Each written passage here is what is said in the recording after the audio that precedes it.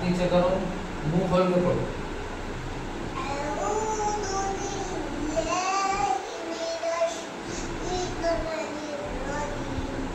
ایسے نہیں, اعوذ باللہ من الشیطان الرجیم.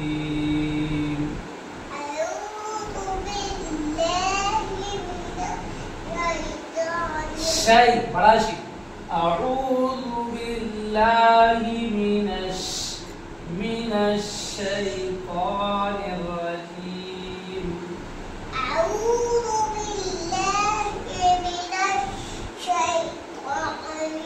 شیطان کھینچو اس کو,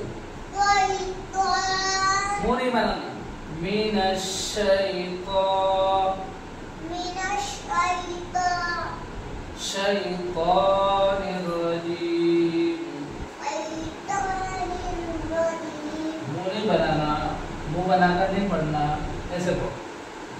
اعوذ باللہ من الشیطان الرجیم.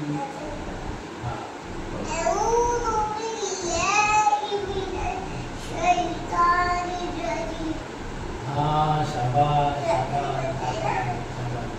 اب بسم اللہ پڑھو. صحیح پڑھو, صحیح پڑھو, صحیح پڑھو. بسم اللہ, بسم اللہ.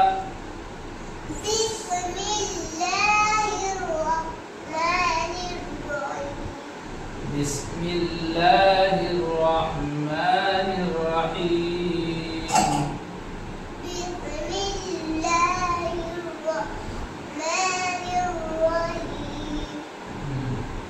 اب پڑھو.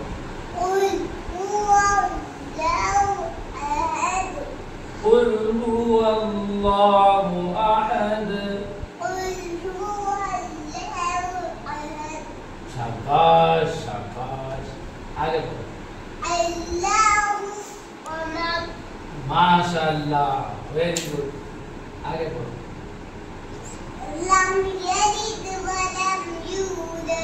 ماشاء اللہ. ولم ولم منہ کھول کے پڑھو.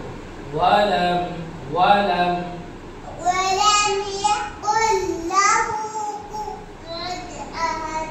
اب ادھر مکر کے ذرا ایک بار سنا دو ذرا زور سے.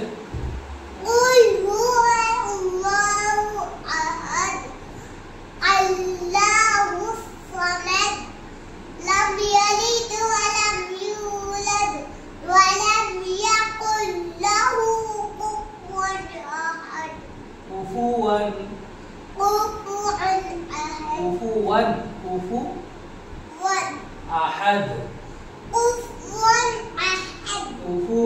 احد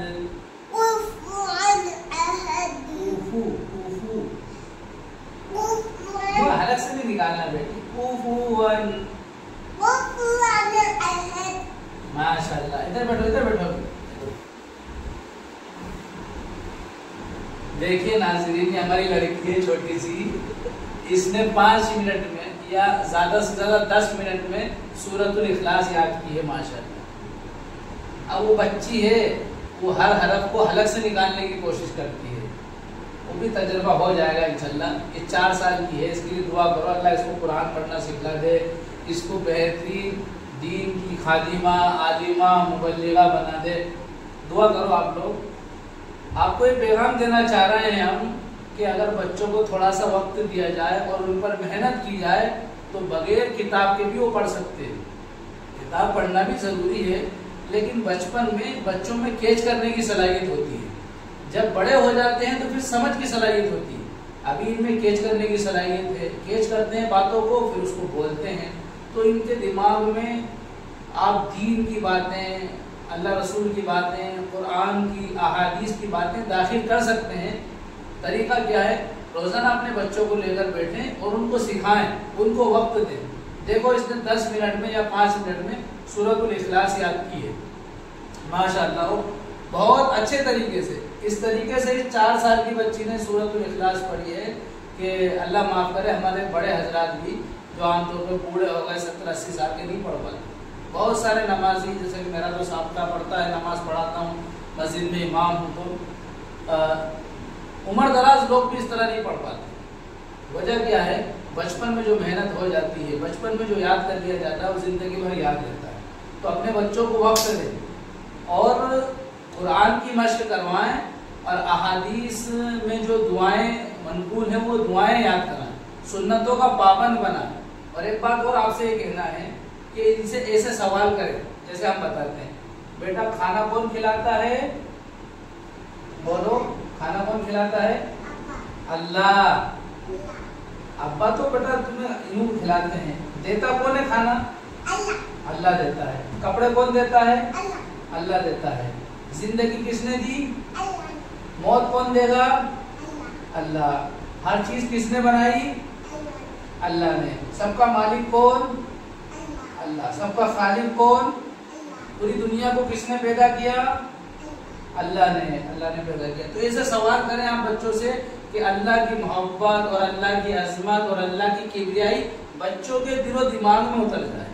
اگر ہم نے یہ کر لیا تو انشاءاللہ ہمارے یہ بچے، آپ کہتے ہیں نا، ایک واقعہ مشہور ہے کہ جب حضرت صلاح الدین ایوبی رحمۃ اللہ علیہ نے بیت المقدس کو فتح کیا اور انہوں نے سیموری طاقتوں پر جس طرح چڑھائی کی اور جس طرح انہوں نے سب کو تحریک کیا، تو اس وقت جو ظالم اور جابر طاقتیں تھیں انہوں نے طے کر لیا کہ ہم پوری دنیا میں بے حیائی کو پھیلائیں گے اور دنیا سے جو ہے حیا کو ختم کر دیں گے، رسم و رواج کو پھیلائیں گے اور عورتوں میں اس طرح بے حیائی داخل کر دیں گے کہ کوئی عورت اس لائق نہیں بچے گی کہ وہ صلاح الدین ایوبی پیدا کر سکے. دیکھو، سمجھنے کی بات یہ ہے کہ انسان کوئی صلاحیت لے کر پیدا نہیں ہوتا. مائیں ان کی تربیت کرتی ہیں اور ان کو صلاح الدین ایوبی بناتی ہیں. اور بڑے بڑے اولیاء جو گزرے ہیں وہ صفات ان کے اندر داخل کر سکتی ہیں. ماؤں نے جب یہ کام چھوڑ دیا، اور چھوڑا کیوں؟ اس لیے کہ ماؤں کے اندر یعنی مستورات اور عورتوں کے اندر اس وقت بے حیائی داخل ہو گئی ہے. آپ دیکھیں مرد حضرات تو بڑے کپڑے پہنتے ہیں اور مستورات چھوٹے چھوٹے کپڑے پہنتی ہیں. وجہ کیا ہے؟ یہ مغربی سامراجیہ نے اور یوروپین ممالک نے اور یوروپین دنیا نے پوری دنیا میں بے حیائی پھیلا دی ہے اور اس طرح سے وہ آزادی نسواں کے نام سے بے حیائی کو جو فروغ دیا ہے. اور اس ہم اپنا پرانا سبق یاد کر لیں تو یہی بچے قوم کا مستقبل ہیں اور یہی جو ہے آگے چل کے امت کی بڑی خدمات کرنے والے افراد ہیں. تو اپنے بچوں کو وقت دیں. انشاءاللہ یہ ہماری بچی کی چھوٹی سی ویڈیو آپ کو سنائی ہے، اس کے لیے دعا بھی کریں اور ہمارے لیے بھی دعا کریں. میرے پاس کئی سارے بچے پڑھتے ہیں، الحمدللہ میں پڑھاتا ہوں اور میں نے دیکھا ان کو ایک باپ کی طرح شفقت کے ساتھ اگر ان کو یاد کرایا جائے، ان کو سمجھایا جائے تو بچے بہت جلدی کیچ کرتے ہیں. اگر ہمارا رویہ مقابل والا رہتا ہے یعنی برابری والا تو بچہ کبھی اس کو ایکسیپٹ نہیں کرتا. یعنی ہم استاد بن کے بچے کو پڑھائیں گے تو بچہ نہیں پڑھ پائے گا، بچے کو بچہ بن کے پڑھائیں گے تو بچہ پڑھے گا. تو بچے کو بچے کی طرح بن کے پڑھائیں ہم تو پڑھے گا انشاءاللہ. دیکھو اور کیا یاد ہے؟ ثنا سنا دو. ثنا نہیں آتی؟ ثنا نہیں آتی؟ آتی نا؟ آتی ہے، اس کو ثنا بھی آتی ہے لیکن ابھی نہیں سنا رہی ہے اس لیے کہ اب اس نے ویڈیو بنائی ہے تو یہ ویڈیو دیکھنے کی تیاری میں ہے، اس لیے ثنا نہیں سنا رہی. اس کو ثنا بھی یاد ہے الحمدللہ، تشہد بھی یاد ہے، درود شریف بھی یاد ہے، دعائے معصورہ کچھ یاد ہے، بہت ساری دعائیں اس کو یاد ہیں 4 سال کی عمر میں. قرآن کی صورتیں بھی یاد ہیں اس کو، سونے کی اور اٹھنے کی اور اسی طرح دودھ پینے کی جو روزمرہ کی دعائیں ہیں وہ دعائیں یاد ہیں الحمدللہ. کھانے کی سنتیں یاد ہیں. ایسی بہت ساری چیزیں اس کو یاد کرا رکھی ہیں اور تھوڑے سے وقت میں بچے نے اتنا سارا کام قابو میں لے لیا ہے اور یہ تھوڑی سی محنت کا نتیجہ ہے. اگر ہم اور زیادہ محنت کریں تو بچے بہت کچھ کر سکتے ہیں. اس لیے کہا کہ حضرت مولانا علیم ندوی رحمۃ اللہ علیہ فرماتے ہیں کہ یہ بچے یہ جو معصوم ہیں یہ یا تو چمن کے کانٹے ہیں یا چمن کے پھول ہیں. اگر ان کو اچھے سے بنا دیا تو یہ پھول بنیں گے، اچھی خوشبو دیں گے. اور اگر ان پر محنت نہیں کی تو پھول کوئی اور توڑ لے جائے گا اور کانٹے جو ہے ہمیں تکلیف دیں گے. یا اس کا اور بھی کوئی تشریح آپ کر سکتے ہیں، سمجھ سکتے ہیں. خلاصہ یہ ہے کہ بچے یا تو پھول ہیں یا کانٹے ہیں. ان کانٹوں ان پھولوں کی تربیت ہو جائے تو کانٹے ان کی حفاظت کرتے ہیں. بہرحال اللہ تعالیٰ ہم سب کو سمجھ کی توفیق عطا فرمائے، عمل کی توفیق عطا فرمائے. علیم ندوی صاحب کی جو کتاب ہے اس کو پڑھیں آپ اس کتاب کا نام ہی یہ ہے بچے یا تو چمن کے کانٹے ہیں یا پھول. ایک تقریر ہے, اس تقریر کو کسی نے جو ہے مرتب کیا ہے, اس میں آپ اس شعر کا مطلب بھی سمجھ جائیں گے. میں نے اپنے الفاظ میں اپنے انداز میں اس کی تشریح کی ہے. اللہ ہم سب کو اپنے بچوں کی صحیح تربیت کرنے کی توفیق عطا فرمائے. آمین. وما علینا الا